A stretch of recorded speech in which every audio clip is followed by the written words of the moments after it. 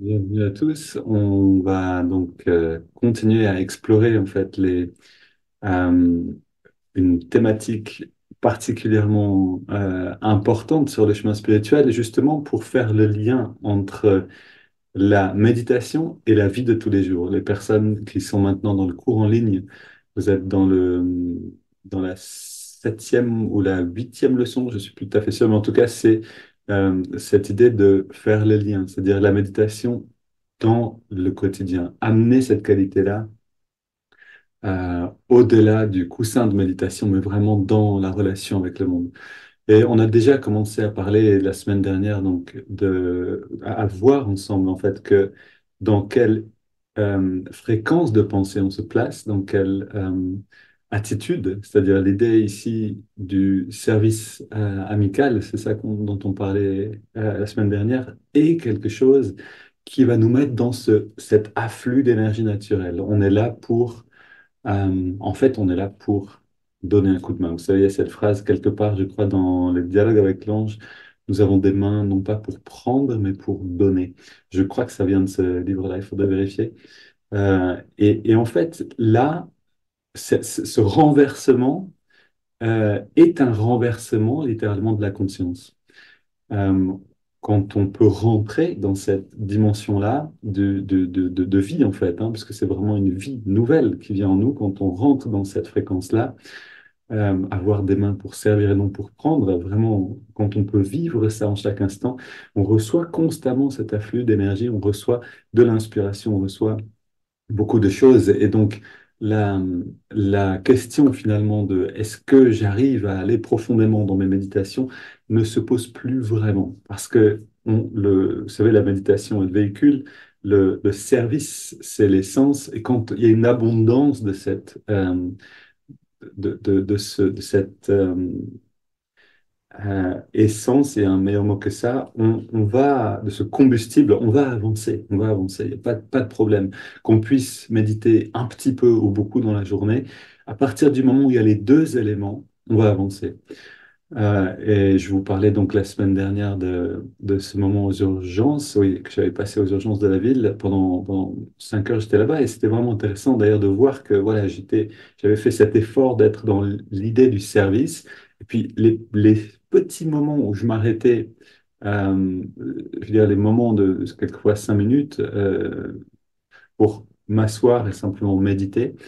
Et je ressentais tout de suite cette élévation parce que je remplissais finalement constamment le véhicule dans un endroit qui était propice, bien sûr. Beaucoup de monde avait besoin d'aide à cet endroit-là. Mais donc voilà, on a parlé de ça la semaine dernière. Aujourd'hui, on va parler d'un aspect un petit peu différent encore, et qui est tout à fait essentiel également, et ça s'appelle l'étude de soi. Alors, c'est un mot qui a deux sens. Svadhyaya, ça s'appelle en sanskrit, qui veut dire à la fois l'étude du soi, c'est-à-dire de l'être de qui on est vraiment, on pourrait dire l'être éternel, qui se fait à travers l'étude de textes, parce que les textes, on va le voir aujourd'hui avec un petit extrait de la lecture de la Bhagavad Gita, sont un moyen de rentrer dans l'anatomie finalement de cet être réel et surtout l'anatomie du chemin pour arriver à cette réalisation-là. Donc, les textes sont en effet une aide incroyable. Je veux dire, c'est extrêmement précieux sur le chemin, à condition, et c'est là où tout peut changer, de savoir les lire, de pouvoir les lire. Et là encore, Yogananda est venu en Occident pour donner une compréhension juste de différents textes, notamment des évangiles et de la Bhagavad Gita. Et aujourd'hui, on va se pencher un peu sur la Bhagavad Gita. On va commencer donc avec un petit moment d'intériorisation. Et dans cette dimension-là. Alors, vous pouvez tout à fait rester encore un peu intériorisé. On va entrer dans la partie satsang de cette rencontre. Donc, oui, on parlait, voilà, encore une fois, la semaine dernière, c'était le moment de la recharge en énergie pour ceux qui suivent le cours, donc apprendre les techniques de Yogoda, de se remplir d'énergie. Et on a vu aussi donc que le fait d'être dans cette attitude de service amical nous permet de mettre cette énergie au service et en fait d'atteindre ce flux constant d'énergie ou de joie, littéralement. Si vous allez, au début, c'était très étranger pour moi, ce concept-là, hein. Et quand je rencontrais des personnes qui servaient, je voyais une joie à l'intérieur de ces personnes et je comprenais pas très bien, je faisais pas le lien entre les deux. C'est que quand moi-même, j'ai commencé à servir, particulièrement dans l'ashram Dhamma, où vraiment c'est un enseignement essentiel, on sert en fait, hein, toute la journée, enfin tous ceux qui ont envie peuvent le faire en tout cas. Et en fait, on rentre dans cette vibration-là et on se rend compte que cette énergie est naturelle, qu'en réalité, on devrait être toujours rempli d'inspiration et d'énergie. Et si on ne l'est pas, si on a des, des, des, des moments où on ne sent pas le bien-être, où on ne sent pas ça, c'est juste que l'énergie est bloquée quelque part. Donc, on a besoin de travailler là-dessus. Et donc, ça nous amène vraiment à ce dont on va parler cette semaine. On a besoin, en effet, de comprendre, de voir, en fait, ces blocages ne suffit pas. On a besoin de comprendre ces blocages et de comprendre aussi comment, petit à petit, les dissoudre, on pourrait dire les éroder, c'est-à-dire de se débrouiller pour que l'énergie puisse quand même passer et petit à petit de transformer ces patterns, vraiment ces schémas ou ces réactions intérieures, ces émotions, ces humeurs, etc. pour que, en fait, à l'intérieur de nous, il n'y ait plus d'obstacle à ce que cette énergie vienne se déverse en nous constamment. Ça, c'est quelque chose de très important. Et en fait, plus on va, encore une fois, comme je le disais tout à l'heure, dans cette pratique, et moins on va avoir euh, le, comment dire, vous savez, quand on commence à méditer, on a une attente d'arriver dans quelque chose, un état de conscience particulier, le calme mental, etc., etc. Les petits oiseaux, le ciel bleu. On a cette idée-là de ce qu'on voudrait atteindre. Et bien sûr, parce que on part de là où on est, et peut-être qu'on n'est pas encore dans ce calme. C'est tout à fait juste de vouloir tout ça.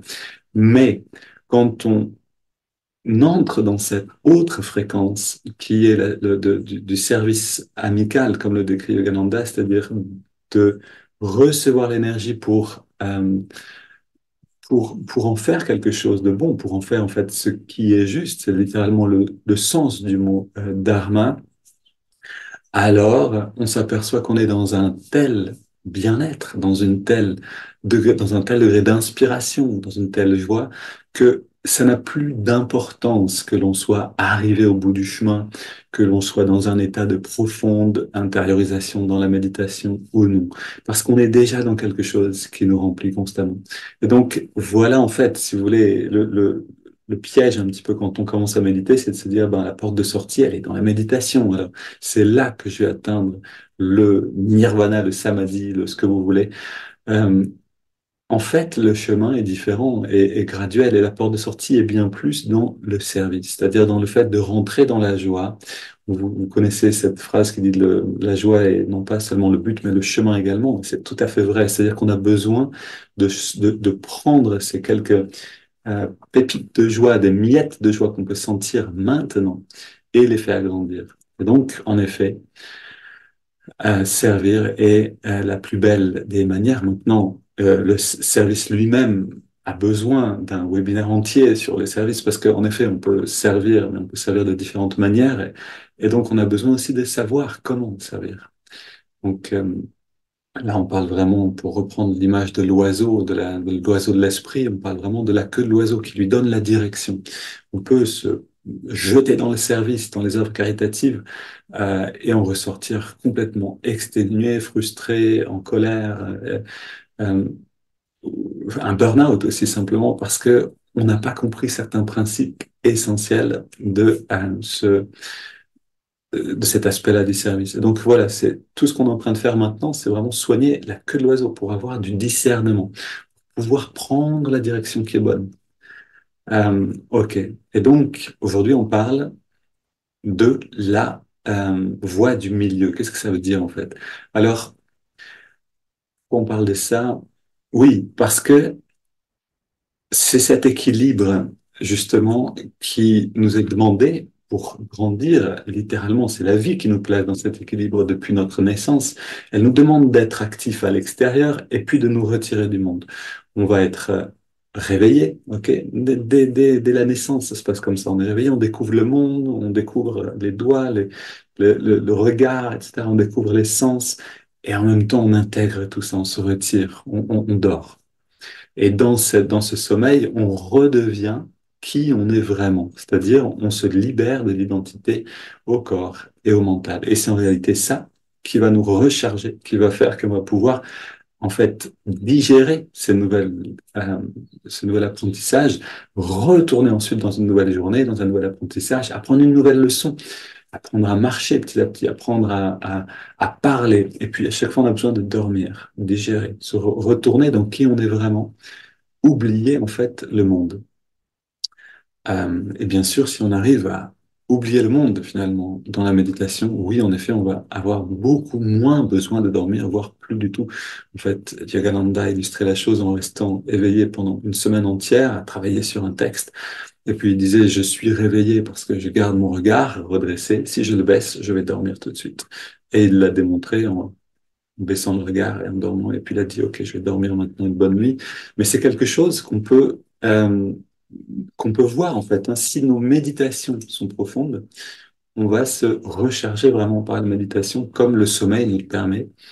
Et on va avoir un sommeil bien meilleur en fait, et aussi plus court, plus efficace.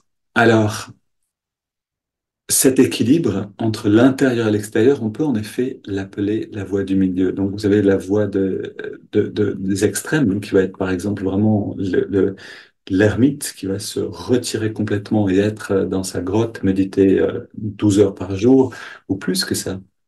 C'est quelque chose qui, en fait, peut venir naturellement sur le chemin. Et puis, on a aussi la voie plus du missionnaire, on pourrait dire, qui est complètement dans le monde, qui a à peine le temps de s'arrêter un instant et de souffler, parce qu'il est constamment dans la relation avec le monde. Alors là, je parle de l'aspect spirituel, l'ermite, le missionnaire, ok, sont engagés dans la spiritualité, mais on peut trouver aussi ça dans simplement une manière de vivre. Est-ce qu'on est constamment dans les interactions avec les gens ou est-ce qu'on est simplement constamment seul? Et donc, on a besoin, en fait, de trouver notre équilibre.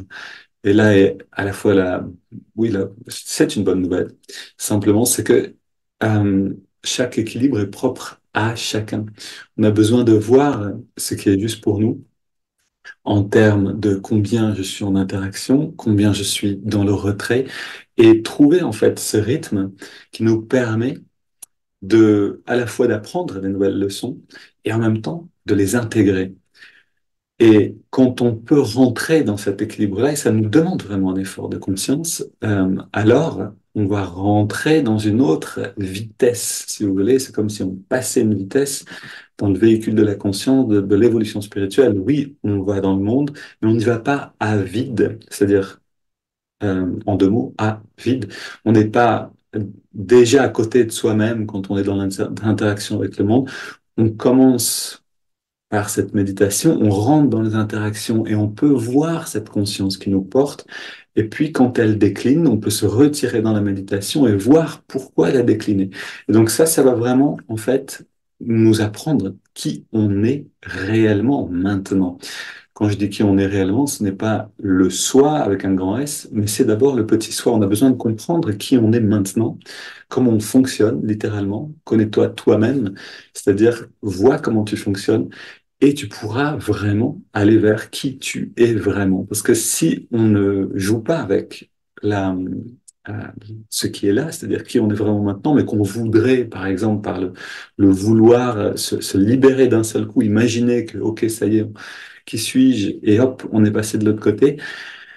Mais qu'on ne veut pas reconnaître qu'en réalité, il suffit que quelqu'un nous marche sur le pied et déjà on s'énerve. Si on ne voit pas là où on en est, on ne pourra pas changer à partir de là. Et donc ça, c'est aussi un des pièges, si vous voulez, que la spiritualité peut amener avec elle, c'est la recherche des raccourcis. Un maître qui s'appelle Shriyam nous dit qu'il n'existe qu'un seul raccourci sur le chemin spirituel, shortcut en anglais. Donc, c'est de raccourcir l'ego, si vous voulez. C'est de travailler, en fait, sur nos tendances. Cut the ego in pieces, que de couper l'ego en deux, mais raccourcir, ça va très bien. On a besoin, en fait, de travailler là-dessus si on veut vraiment avancer. Et on trouve, voilà, on trouve beaucoup en fait d'indications dans l'étude de soi, dans en fait l'étude des textes également, et c'est ce qu'on va voir un petit peu aujourd'hui. Donc cet équilibre, il doit être fait entre l'excès de discipline aussi, donc la voie du juste milieu, c'est aussi un des sens finalement du mot tapasya, qui veut dire la discipline, l'austérité, mais dans la justesse. Se lever, non pas pour tout de suite petit déjeuner, mais pour d'abord méditer, ça demande de la discipline. Euh, et cette discipline sera toujours juste en fonction de là où on est maintenant. Pour certains, ça va être de se lever très tôt, de méditer le soir tard, de jeûner, par exemple, le matin.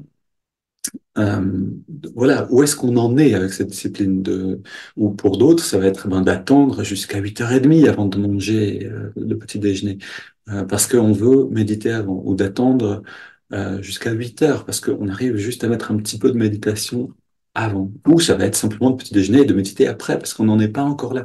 Donc c'est vraiment important de voir où on est maintenant. Ça, c'est l'essentiel dans tout ça. À partir de là, on peut vraiment avancer. Et la vie nous offre chaque jour notre pain quotidien. Ça, c'est une très belle image alors, qui vient de Jésus, je pense, mais de cette prière, mais aussi dans le dialogue avec l'ange. Cette image est très joliment expliquée. En fait, dans nos interactions avec les autres, dans nos interactions avec le monde, on reçoit du pain cru, c'est-à-dire qui n'est pas encore cuit, qui est encore dans le stade de monter. On laisse monter le pain avant de le cuire. Et le corps, c'est le four dans lequel va cuire ce pain qui est la relation à l'autre, qui est la relation au monde. Et donc, ce four, le corps, pour que fonctionne le four suffisamment, on a besoin d'une intensité de présence suffisante pour que la température soit juste pour la cuisson du pain. Autrement dit, je vais dans l'interaction avec les gens, je retourne chez moi sur mon coussin de méditation, ok? J'ai été dans un bain d'énergie, dans un échange, j'ai reçu, j'ai donné, j'ai aussi des émotions qui se sont réveillées en moi-même, on va dire des patterns de fonctionnement, des schémas de fonctionnement qui ont été réanimés par le contact avec d'autres, par l'effet de résonance ou autre.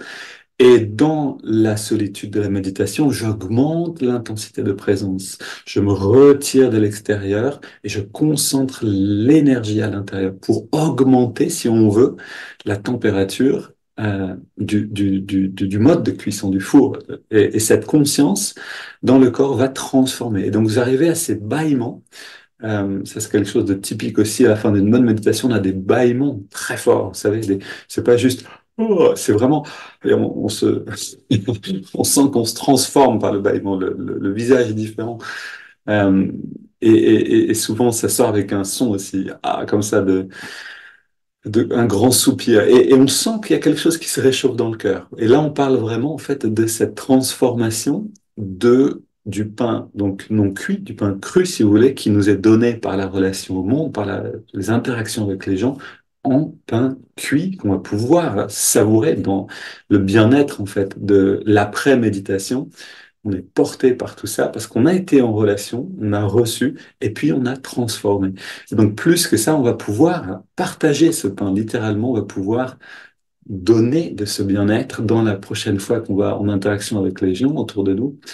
On va devenir une source d'abondance pour les autres. Et donc, oui, c'est une très belle image qu'on trouve dans le dialogue avec l'ange, les dialogues avec l'ange, je crois.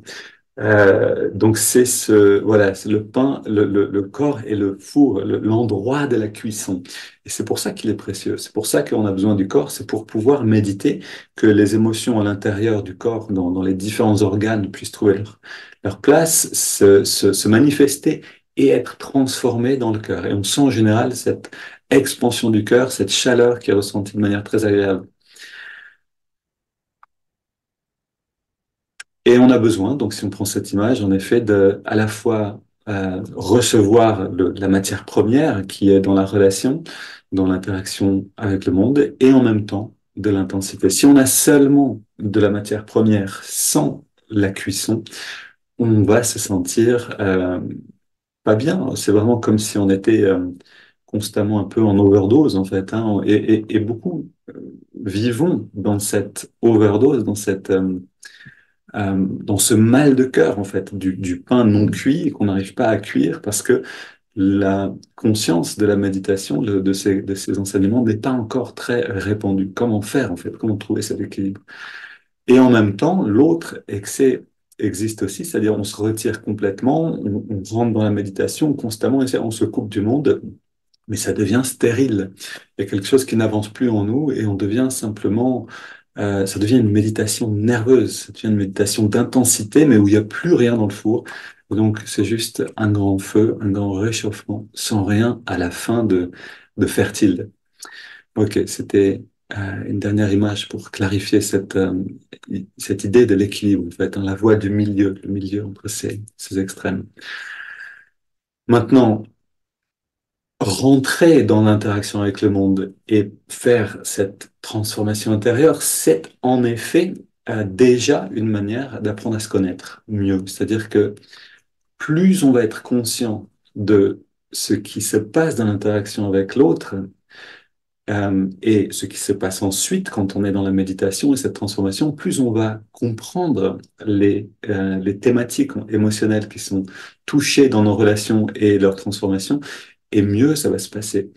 Et plus on va pouvoir en fait prendre vraiment ce véhicule du corps et le manier, c'est-à-dire le conduire justement.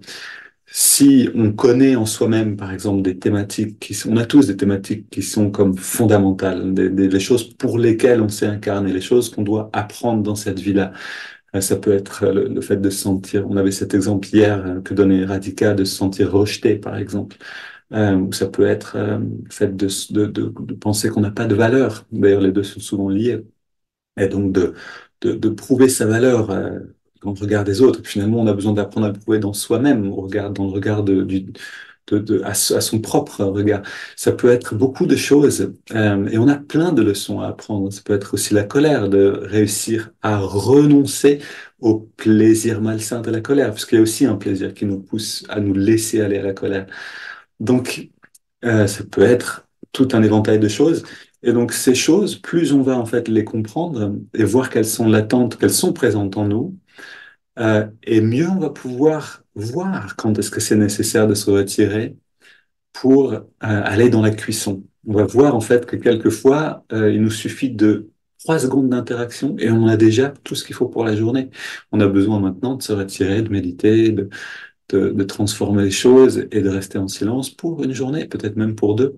Alors que quelquefois, on va passer toute la journée en relation et puis on voit qu'en fait, on a reçu un petit peu, mais qu'on n'est pas en saturation. On peut rester relativement disponible encore pour le monde. On peut avoir des méditations courtes et efficaces et retourner ensuite dans les interactions si c'est nécessaire.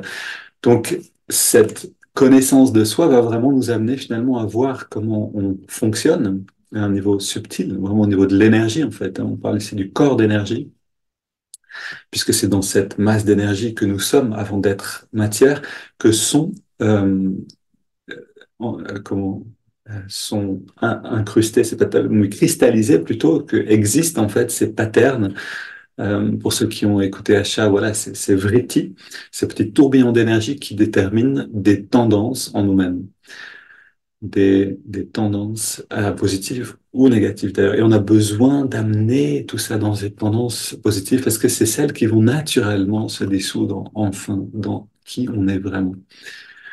Alors, les textes, comme je vous le disais, donc le mot Svadhyaya, qui signifie l'étude de soi dans les sutras de Patanjali et qui est une des pratiques dans les niyamas, donc les choses que on a besoin de faire sur le chemin. Euh, cette étude de soi, elle veut dire deux choses. Elle veut dire en effet apprendre à se connaître et en même temps étudier les textes sacrés. Pourquoi les textes sacrés? Est-ce qu'on ne pourrait pas simplement se débrouiller à regarder qui on est? On peut essayer de le faire. C'est d'ailleurs beaucoup le font, se passent des textes, mais on trouve dans les textes, on trouve beaucoup de d'élan, beaucoup de richesse pour avancer mieux sur ce chemin-là. En fait, les vrais textes sacrés sont littéralement des modes d'emploi. On pourrait dire une, le mode d'emploi ou l'anatomie de ce qu'on pourrait appeler le champ de bataille, qui est en fait la vie, le quotidien, c'est-à-dire notre quotidien, c'est ce champ de bataille dans lequel on a besoin de rentrer de plus en plus consciemment pour aller dans cette transformation. Parce que c'est vrai, on va recevoir le pain, et c'est pas seulement qu'on reçoit quelque chose, on se retire, on en fait du pain cuit et ensuite on revient. C'est aussi que petit à petit, on arrive à dans cette intensité de présence dans laquelle on n'a plus besoin de constamment se retirer dès qu'on a échangé, mais on peut rester dans l'interaction, on peut rester dans une forme de joie, on est déjà aussi là à un certain niveau. Dans certaines interactions, on n'est pas en danger, enfin, comment dire, on est moins bousculé, c'est ça que je veux dire. Donc on peut rester présent et être fertile, être porteur et aider en fait. Et ça devient une méditation littéralement active. Ça devient créer du pain avec l'instant dans la relation même. Donc c'est quelque chose de merveilleux. Et donc les textes nous amènent à comprendre comment ça se passe. Les évangiles peuvent nous servir de cette manière en comprenant les images, parce que l'évangile est, c'est-à-dire la vie de Jésus. Jésus, comme vous l'avez entendu, si vous avez entendu Acha, s'est incarné dans un moment très sombre de l'histoire de l'humanité, c'est-à-dire dans l'histoire de la conscience plutôt, sombre dans le sens où la conscience était très identifiée à la matière. Et donc les enseignements dans les évangiles sont donnés d'une manière qui correspond à cette conscience identifiée à la matière. Et donc, avec des images, des images, des images, et donc on doit comprendre derrière ces images quel est le sens de tout ça. Dans la Bhagavad Gita, le sens, c'est les mêmes enseignements, hein. C'est vraiment, si on regarde exactement, on voit en effet que ce sont les mêmes vérités qui sont expliquées, mais à différentes époques et de différentes manières. Qu'est-ce qui est intéressant avec la Bhagavad Gita pour nous maintenant? C'est que cet enseignement a été donné dans un temps qui était le même, c'est-à-dire dans un âge qui était le même que l'âge dans lequel on est maintenant. On est maintenant conscient que l'énergie est à la base de la matière. On est conscient de cette réalité-là qu'on utilise dans la science, que c'est pour ça qu'on peut se parler aujourd'hui, c'est parce que l'énergie, on se sert en fait de cette énergie subtile, de l'électricité, des ondes, etc., pour transporter de l'information. On sait tout ça. Et cette Bhagavad Gita a été conçue, enfin, ces enseignements de la Bhagavad Gita, ils ont été donnés par Krishna à Arjuna, en fait, pour nous tous, dans ce moment-là où la conscience en était au changement entre l'énergie, entre l'identification à l'énergie et à la matière. Et donc là, on sort de la matière, on va vers l'énergie, et donc ça vient naturellement au bon moment. Euh, Ça vient comme faciliter, en fait, la compréhension de ce que c'est oui, ce champ de bataille ou simplement le chemin de la spiritualité pour nous maintenant, à quoi ça ressemble. Alors, de manière générale, étudier des textes, que ce soit les évangiles, la Bhagavad Gita, le Mahabharata ou d'autres textes encore, nous donne aussi une qualité très intéressante, c'est qu'elle nous relie, quand ce sont des textes de cette envergure, à des événements à des personnes qui ont vraiment existé. Et donc, de lire, par exemple, les évangiles, et de voir comment Marthe et Marie interagissent avec Jésus, par exemple, ça va nous permettre de voir dans une situation euh, des tendances qui sont vécues par des personnes qui ont existé apparemment, et de voir donc que nous-mêmes, quand on est dans telle situation, on peut aller dans le rôle de Marthe, dans le rôle de Marie, on peut chercher finalement le bon rôle euh, et se rappeler de ces personnes, de ces personnages. Maintenant, au-delà de ça, en lisant les textes, on se relie intérieurement à la conscience de ces personnes-là. Donc, il y a beaucoup à gagner à se relier aux grandes consciences, par exemple des apôtres et de leur temps avec Jésus, ou aux grands héros de la Bhagavad Gita, qui ont d'un côté, nous dit Yogananda, existé, euh, mais qui aussi représentent symboliquement différents aspects de nous-mêmes. De la même manière qu'on pourrait dire Marthe, Marie, Pierre, Paul, Jean représentent différentes parties de nous-mêmes. Et alors ça, c'est quelque chose qu'on se réjouit de faire avec vous pour la semaine de retraite à Pâques chez Jyoti, Prashad, donc chez Charlotte. Ça va être de rentrer vraiment dans la compréhension de tout ça. Parce que les textes vont nous parler de plus en plus, en fait, euh, quand on peut rentrer dans cette compréhension-là. Alors justement, pour terminer, je voudrais vous parler un petit peu de la Bhagavad Gita, ou en tout cas une petite introduction à cette aventure, à cette merveilleuse aventure intérieure. Euh, Parce que voilà, donc l'étude de soi peut en effet être un petit peu aride, mais cette grande histoire de la Bhagavad Gita est pleine d'aventures merveilleuses. Et en fait, elle nous renvoie à nos propres vies. Si on observe nos vies dans l'éclairage de la transformation, on pourrait dire du chemin de réalisation de qui on est vraiment, on va s'apercevoir que nos grandes aventures extérieures, si on pouvait prendre la distance, c'est souvent ce qui est difficile, mais si on peut prendre la distance, on va s'apercevoir que nos grandes aventures extérieures ont une correspondance avec ce qui est en train de se transformer à l'intérieur de nous, avec quelque chose, avec ce qu'on pourrait appeler l'aventure intérieure de la transformation.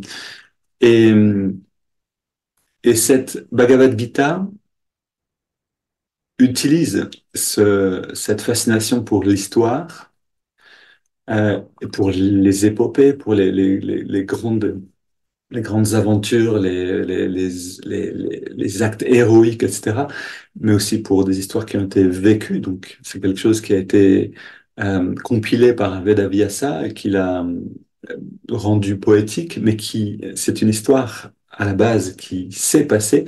Et donc, la Bhagavad Gita, par exemple, a eu la grande bataille, en fait, de la Bhagavad Gita s'est passée dans un champ qui s'appelle le Kurukshetra, mais qui est aussi un endroit physique en Inde qu'on peut visiter maintenant. Et en même temps, c'est constamment un renvoi à ce qui se passe en nous-mêmes. Alors,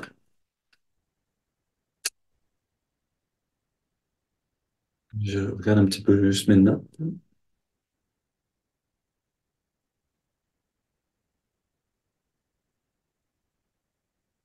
Oui, et ce Kurukshetra, en réalité, c'est le champ de la conscience. C'est-à-dire que alors, quelques mots sur la Bhagavad Gita, c'est un moment, la Bhagavad Gita, c'est un chapitre, en fait, d'une grande histoire qui s'appelle le Mahabharata, que je vous recommande chaudement, notamment si vous comprenez l'anglais, l'enregistrement de Asha qui explique, qui raconte toute la Mahabharata en parlant des symboles qu'elle transporte, des enseignements qu'elle donne. Mais donc la Bhagavad Gita est un moment dans cette grande épique de la Mahabharata, et ce moment, c'est le moment décisif, le moment le plus important, si on veut, du Mahabharata, c'est ce moment de la bataille. C'est-à-dire qu'il y a tout ce temps avant qui prépare la bataille et le temps ensuite qui est aussi très instructif. Et cette bataille, elle représente justement cette constance, ce choix constant qu'on a à faire dans chaque instant de notre vie euh, pour soit nourrir l'armée des forces positives en nous, c'est-à-dire positives, les forces du bien, dans le sens où elles nous élèvent dans notre conscience et elles nous rapprochent de qui on est vraiment, ou euh, on, donc on a le choix entre nourrir ces forces-là ou les forces négatives, les forces du mal, dans le sens, encore une fois, il n'y a pas de mal absolu et de bien absolu, le seul mal, c'est pour nous de nous écarter de qui on est vraiment, et donc oui, de ce mouvement descendant de la conscience qui va s'identifier de plus en plus à des traits de personnalité, à la matière, au lieu de s'en libérer. Et cette Bhagavad Gita, en fait, va aller, et c'est pour ça qu'elle est vraiment intéressante. Elle va justement aller à travers les différentes étapes par lesquelles on a besoin de passer tous dans cette bataille pour retrouver la liberté, finalement, pour se désidentifier avec ce véhicule corporel, cette personnalité et retrouver une conscience plus large. On va tous passer par des leçons similaires. En fait, on a tous besoin de passer par les mêmes endroits un peu. Et donc, la Bhagavad Gita a cet intérêt qu'elle nous offre une description détaillée de ces leçons, de ces batailles, de ces forces positives et négatives, et de voir comment les gérer, en fait. Comment mieux les gérer.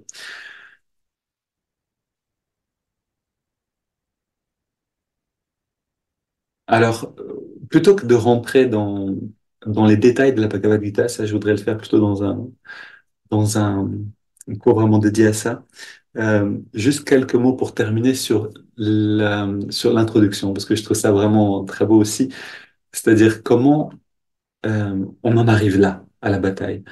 Et à la base donc de toute cette histoire, on a un roi euh, qui s'appelle en fait Bhishma. Ok, Bhishma, donc c'est cette personne c'est d'abord un jeune guerrier qui est donc en Inde dans un royaume et il serait naturellement l'héritier du royaume.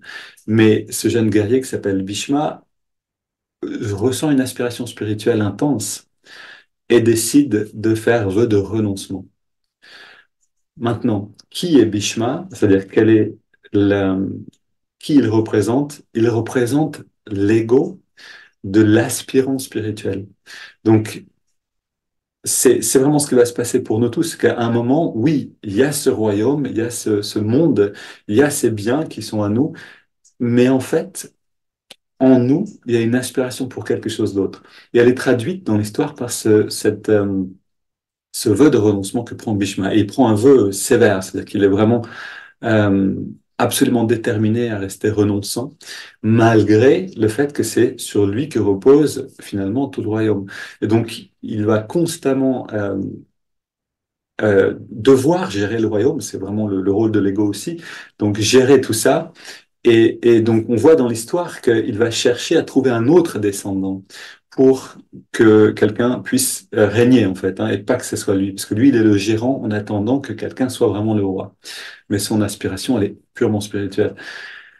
Et, et donc, il va se débrouiller pour trouver des femmes, pour un neveu, je ne sais plus exactement la relation de parenté. Et finalement, il arrive à trouver deux femmes pour ce neveu. Donc, dans ce temps-là, on avait plusieurs femmes pour un roi, pour être sûr qu'il y ait au moins un fils. Enfin, je ne sais pas si c'était la raison, il y avait peut-être d'autres raisons aussi, mais en tout cas, c'était une raison qui est suffisamment d'enfants. Et finalement, ce roi, ce potentiel roi, qui est, je crois, son neveu, finit, ou son beau-frère, ou quelque chose comme ça, finit par... en fait, il s'adonne au plaisir de la chair avec ses femmes complètement, et finit par s'épuiser et mourir sans donner d'enfant, en restant stérile. Et, et voilà aussi un enseignement. C'est-à-dire que pour que dans ce royaume, pour qu'il y ait un régent dans ce royaume, et ça c'est vraiment un des enseignements essentiels, on a besoin de savoir que faire avec cette énergie. En fait, on a besoin d'apprendre à reprendre le contrôle de l'énergie vitale qui peut en effet s'exprimer euh, dans les plaisirs sexuels. Et c'est vraiment quand on rentre dans un contrôle, une mesure de cette énergie-là, qu'on peut espérer pouvoir aller vers une bonne régence de notre royaume intérieur. Alors ensuite, qu'est-ce qui se passe? Donc il y a la mort euh, de cet homme. Et donc, Bhishma va décider avec sa mère qui lui dit, écoute, il faut qu'on ait un fils pour ce royaume. Il faut en fait qu'il y ait quelqu'un qui prenne le contrôle de tout ça et pour le bien du peuple et tout ça. En effet, c'est juste, c'est le dharma. Et donc, Bhishma avec sa mère vont aller chercher un sage qui est Vedavyasa lui-même, qui est en fait celui qui a écrit toute cette histoire, enfin, qui l'a compilé, qui l'a retranscrit. Ils vont aller chercher ce grand sage qui est en fait un yogi très ascétique, très retiré, et lui demander, est-ce que tu pourrais, s'il te plaît, pour un dharma plus élevé, donc ton devoir en effet c'est l'ascétisme, mais le dharma plus élevé c'est de servir ton peuple, servir le royaume, est-ce que tu voudrais bien enfanter, toi qui fais partie de la famille, par, je sais plus quel lien de parenté, viens et enfante ces deux femmes, enfin, donne-leur des enfants pour qu'on ait un roi pour le royaume. Et donc là aussi, un enseignement merveilleux, c'est que Vedavyasa ici représente la sagesse. La sagesse n'est pas euh, euh, attirante, attrayante pour les deux potentielles reines qui sont là et qui attendent en fait de recevoir et de concevoir un enfant. Et donc cet ascète qui vient des montagnes, qui a vécu si longtemps dans sa grotte, complètement hirsute, pas lavé, etc., elles en ont peur. Et donc la première reine ou princesse plutôt, qui enfante, le fait en fermant les yeux. Et donc, qu'est-ce que ça nous... Et enfante un enfant, et ça c'est ce que lui dit Vedavyasa, donc il lui dit, puisque as eu peur et que tu as fermé les yeux, ton enfant sera aveugle. Et ça nous apprend plein de choses, c'est-à-dire que pour recevoir, nous en fait, pour que euh, pour recevoir la sagesse nécessaire pour engendrer, on a besoin de surmonter la peur. Pour engendrer un roi pour notre royaume intérieur, on a besoin de surmonter la peur de la sagesse. Il y a en nous quelque chose qui a peur de voir, de reconnaître les vérités. Et en effet, je veux dire, la sagesse abandonne, comme le disait Jésus, celui qui aimera plus sa famille, je sais plus, son fils, sa fille, son père, sa mère, que moi ne sera pas digne de me suivre. Voilà quelque chose qui peut nous secouer et nous faire peur. Donc il y a cette peur qui est là. Et donc cette première reine enfante un enfant qui est né aveugle et qui va représenter le mental. C'est qui sera plus tard le roi Dhritarashtra qui représente le mental aveugle. Je ne veux pas aller trop loin encore, mais encore un tout petit peu. Donc la deuxième reine prend son courage à deux mains, reçoit elle aussi la semence du grand yogi, du sage, mais elle se force à ouvrir les yeux, elle est pâle de peur, et Veda lui dit, donc Veda Vyasa lui dit, puisque tu as ouvert les yeux, donc il lui dit pas ça, mais en gros, voilà, son enfant ne sera pas aveugle, mais tu as pâli, tu es devenu pâle face à moi, ton enfant sera pâle. Et donc, il sera appelé Pandu, le roi pâle, enfin le roi potentiel. On va voir qu'en fait, c'est lui qui doit devenir le roi, parce que, ayant eu le courage d'accueillir la sagesse en ouvrant les yeux malgré sa peur, en effet, elle peut engendrer un enfant qui est en capacité de régner. On n'a pas besoin d'être parfait, on peut être pâle de peur, mais on a besoin de bien vouloir voir ce que la sagesse nous demande de voir. Et donc là, on rentre dans une histoire très, voilà, très captivante, je dirais vraiment, vraiment très riche entre le roi Pandou et sa descendance, le roi Pandou et sa femme vont engendrer, et ces deux femmes d'ailleurs, des qualités extrêmement positives parce ils sont le résultat, le fruit de la sagesse qui s'incarne et voilà, dans ce royaume-là pour régner. Et donc, on a en effet toutes nos qualités positives. On va voir qu'en fait, il y a que attends, 6 enfants, c'est ça. Non, cinq enfants, les Pandavas. Et puis, d'un autre côté, le roi aveugle, donc la reine qui a fermé les yeux et qui a reçu la sagesse, mais qui n'a pas pu la recevoir et la voir, engendre un roi qui s'appelle donc Dhritarashtra, c'est ça, et qui est le mental, qui représente le mental aveugle. Et le mental aveugle veut régner. Le mental aveugle n'a pas envie de... Pourquoi est-ce qu'il est aveugle? Parce que tant que le mental existe, et il existe en fait par l'essence, le mental nous apprend le yoga est en fait le résultat des 5 sens. On pense avec des images, avec des odeurs, avec des parfums, avec du toucher imaginé de ça. En fait, tout le mental est un résultat des sens. Et tant que le mental existe et veut régner, on va engendrer donc on lui donne en fait le pouvoir des qualités négatives. Et donc la Bhagavad Gita, c'est ce moment de la réunion après cette donc toute l'existence de ces deux lignées. On voit les enfants grandir, jouer ensemble, ils sont cousins, ils sont à la fois opposés, mais en même temps ils sont amis. Et puis la grande division arrive, le mental aveugle, le Dhritarashtra, veut que ses enfants règnent. Ses enfants surtout sont très avides de pouvoir. Et Pandou et sa lignée, eux, sont beaucoup plus tolérants et ouverts et essayent de voir si on pourrait pas euh, cohabiter. Et c'est vraiment ça aussi que nous apprend cette euh, histoire, c'est que on va tenter pendant longtemps de faire cohabiter les réalités spirituelles avec nos désirs du monde, et ça va marcher jusqu'à un certain temps, et c'est aussi une étape nécessaire. Puis à un moment, on a besoin vraiment de se mettre en chemin et de rentrer en fait dans cette transformation forte, c'est-à-dire de cette bataille qu'est la Bhagavad Gita. Ok, assez parlé. Il est déjà 10h05. Je propose un petit temps mais je me réjouirais voilà, de rentrer dans parce que c'est merveilleux de rentrer dans l'histoire de la Mahabharata, de la Bhagavad Gita et de voir, en fait, de découvrir que tout ce qu'on vit nous-mêmes, vous savez, tant de fois on est là à se dire je sais ce que je devrais faire, mais j'ai vraiment envie de faire ça. Et puis on fait ça quand même. Vous savez, ça c'est vraiment ne pas vouloir voir la sagesse. C'est-à-dire qu'on ferme les yeux à la sagesse. On n'a pas envie de la voir. On a envie d'enfanter quelque chose, de rentrer dans une expérience en fait. Et cette expérience va s'avérer difficile et va avoir des répercussions. Et on va souvent penser, je savais en réalité. Et c'est à partir de ces leçons-là qui nous sont expliquées, par exemple dans la Mahabharata et dans la Bhagavad Gita, qu'on va reconnaître finalement que la prochaine fois, ben, on a suffisamment souffert de nos tendances négatives, on va faire plus attention à la prochaine fois. Donc, c'est voilà, cette étude de la Mahabharata et de la Bhagavad Gita, du Mahabharata, peuvent vraiment être très vivantes dans le sens où ils sont complètement connectés à aux situations de notre vie de tous les jours. Ok, vous êtes encore en vie. Ouais, super.